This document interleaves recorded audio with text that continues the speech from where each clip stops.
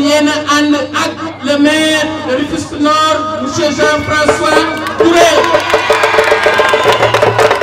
asalaamaaleykum yéen ñi ànd ak délégation le maire de Rufisque Ouest monsieur Abdoulahat Diakhaté. asalaamaaleykum yéen ñi nga ànd ak suma maire le président Arona Sarr. le futur maire de Rufisque Ouest.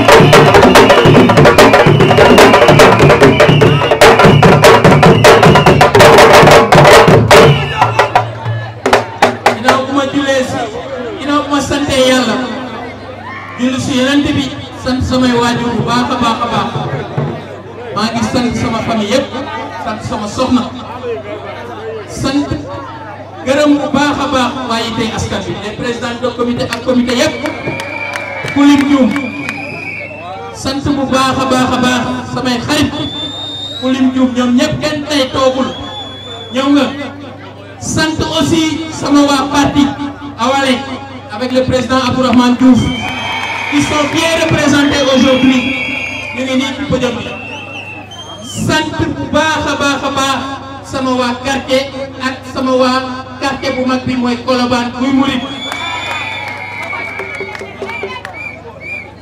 waaw monsieur le maire de la ville tey discours bi day gàtt parce que comme maa leen dalal xam naa discours bi day gàtt trop. monsieur le maire de la commune de Rufisque Est monsieur le président Arona Sarr, monsieur le maire, le futur maire de la commune de Rufisque Nord, monsieur le maire Jean-François Touré, monsieur le maire, le futur maire de la commune de Rufisque Est, monsieur le maire Abdoulahat Diakhaté, monsieur le maire, le prochain maire, le futur maire de la commune de Rufisque Est, monsieur Arona Sarr, ak monsieur le maire, le futur maire, le grand maire de la ville de Rufisque, le président Amadou Samba. maa ngi nuyu aussi au passage le vice-président du mouvement Conscience Citoyenne ak le chargé de la communication. C'est des gens avec qui j'ai toujours travaillé et que collaboration bi dafa mas a rafet. donc discours bi comme ni ma leen ko waxee du gudd waaye yéen population bi lay waxal defal leen tuuti rappel.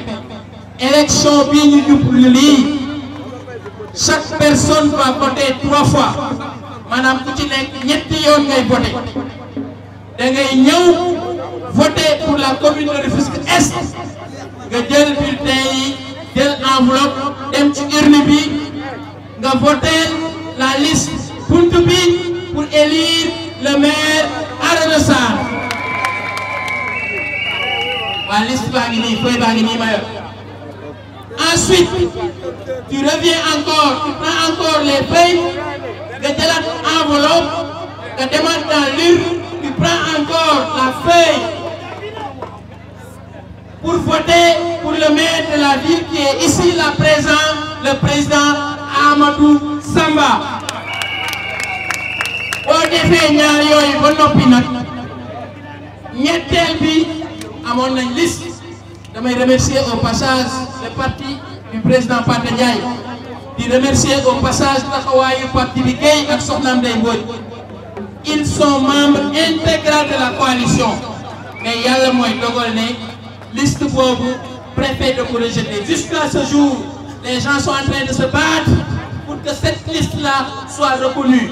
mais en tout cas si vous entrez dans l'urne votez une fois pour la coalition Buntu Bi, 2 fois pour la ville pour la coalition Buntu Bi et pour la 3e fois après le président Amadou Samba dina leen wax fu ngeen koy dugal inchallah. mais monsieur le maire de la ville de Rufisque dañ bëggoon attirer sa attention parce que nous on a l'habitude de parler de programmes dans chez les populations accompagnés toujours du président Arona Sarr à travers les quartiers, les 41 quartiers de la commune de Rufisque Est. Donc ce discours-là, on ne peut ne pas y revenir. Mais aujourd'hui, il va falloir qu'on insiste sur un discours de la ville. Notre ville Rufisque, notre grande ville Rufisque, une ville historique dëkk bu yàgg am signification fii ci Sénégal mais Rufisque dañ ko xeex Rufisque dañ ko naj Rufisque dañ ko tardeel te ñi ko tardeel xam nga ñan la mooy ñi nga xam ne ñoo signé ay exonération entreprise étrangère yi fi nekk parce que notre ville chaque année perd 5, 6, 7 milliards. Je pense que si on multiplie le chiffre 6 ou bien le chiffre 7 par 5, ça fera 35 ou bien plus de 30 milliards qui devraient revenir aux caisses de la ville de Rufisque. Juste parce que les autorités au niveau de l'État n'ont pas voulu que Rufisque en bénéficie. Ils ont signé des exonérations pour une entreprise qui s'appelle la Sococim. Et ce que je trouve anormal, monsieur le maire. Monsieur le maire Amadou Samba, ça c'est pas normal. Les ressources que Dieu nous a données, toutes ces ressources-là, c'est mis sous les terres de la Sococim et que notre État a signé des conventions minières pour cette entreprise-là. Et on trouve anormal que le même État puisse récupérer les 30% du bénéfice de cette entreprise et que ce même État-là nous dit que pour les impôts locaux que la ville de Rufisque devrait recevoir, on signe des exonérations, on signe un dégrèvement pour la Sococim. C'est anormal.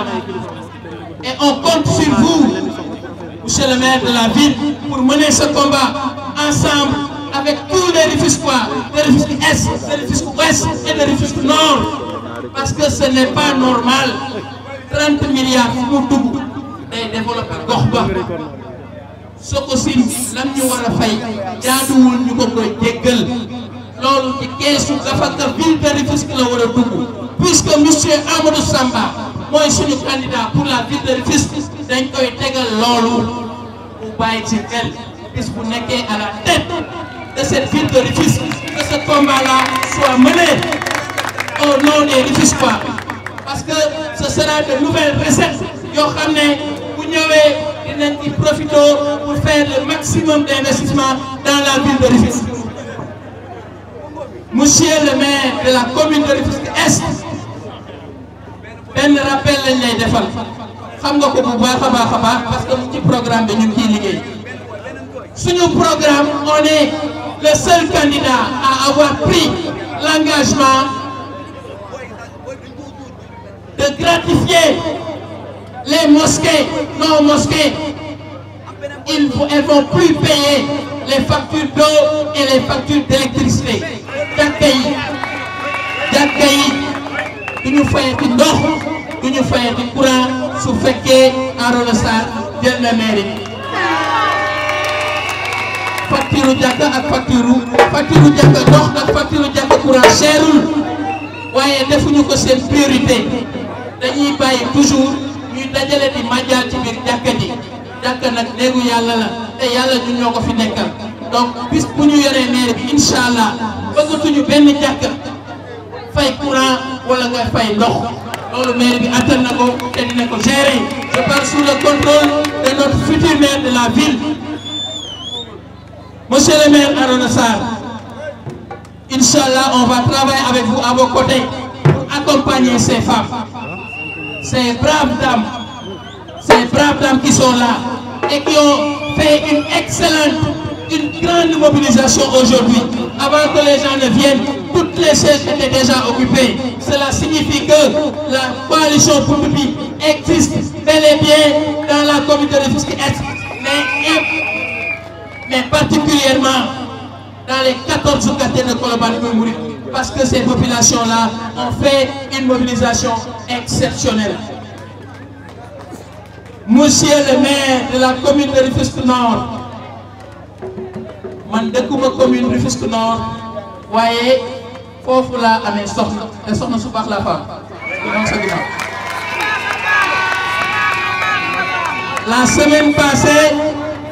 La semaine passée, j'étais en train de battre campagne ci sama kër Gorée. J'ai trouvé là-bas les gens de Yewwi Askan Wi. Mais je leur ai dit que ici tout le monde va voter Jean-François Touré. le tour des maisons. J'ai battu campagne pour le candidat Jean-François Touré pour la commune de Rufisque Nord et pour la commune de Rufisque Ouest. Il y a un profil au candidat Binfa. Rufisque Ouest ne peut pas avoir meilleur profil que le candidat Abdoulaye Diakhaté. Vous y a un livre. Les candidats qui ont un livre, donc Abdoulaye Diakhaté ku jara fonk la ku jara jàppale la di tàllal loxo waa Jokkul waa HLM waa Rufisque Ouest yëpp ñu voté pour le candidat Abdoulaye Diakhaté pour qu'il y ait un changement dans cette commune-là, Inch'Allah. Et s'il y a un changement, su amee changement ci commune Rufisque Est, Arona Sarr téye ko su am changement ci Rufisque Nord, Jean-François Touré téye ko su amee changement Rufisque Ouest, Abdoulaye Diakhaté Téeko. Inch'Allah et impérativement, il y aura changement dans la commune ville de Rufisque. Et le cas échéant, le grand-maire serait là, il s'appelle Amadou Samba. Amna expérience, amna xam-xam, amna vécu. Expérience, les caisses de dépôt et de consignation au niveau de l'Afrique de l'Ouest, je pense, mon l'en confié pour qu'il diriger. C'est quelqu'un qui a fait beaucoup de voyages et qui a découvert beaucoup de choses dans l'extérieur et dans l'intérieur du Sénégal. Et qui a des ambitions pour cette ville de Rufisque et de manière claire, nette et précise. Ce qui est depuis le Japonais qui est du point A, du point B, qui est barbar.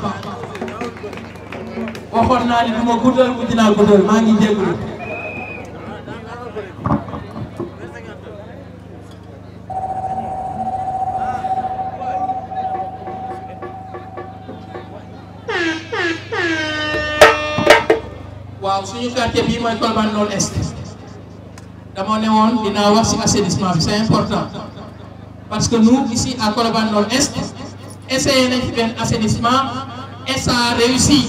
Si ça a réussi aussi c'est parce que le collège CGM daf ñu jàppale à 1/5 du prix et les 4/5, figurez-vous bien, les populations se sont réunies. Elles ont cotisé à hauteur de 40 000 francs par maison, plus quelques mécènes qui nous ont aidés. Et c'est ce qui nous a permis de réussir un assainissement ici, dans le quartier de Colobane Nord Est, qui se compose de 53 maisons déjà assainies. Puis, M. Amadou Samba, il tout le nord. Vidéo public, ça laisse le tour du Ken parce que le est branché dans l'assainissement. Et cet exemple-là, tous nous savons que ce n'est pas une compétence transfert, mais au niveau des quartiers et avec l'accompagnement des autorités locales, on a accompagné quartier par quartier et on va assainir tous les quartiers de la commune de Rufisque Est, tous les quartiers restants au niveau de la commune de Rufisque Est et tous les quartiers de la commune de Rufisque Nord à travers un appui conséquent de la ville de Rufisque qui est Amadou Samba lay jóge. maa ngi leen di sant di leen gërëm kontaan naa bu baax a baax seen mobilisation.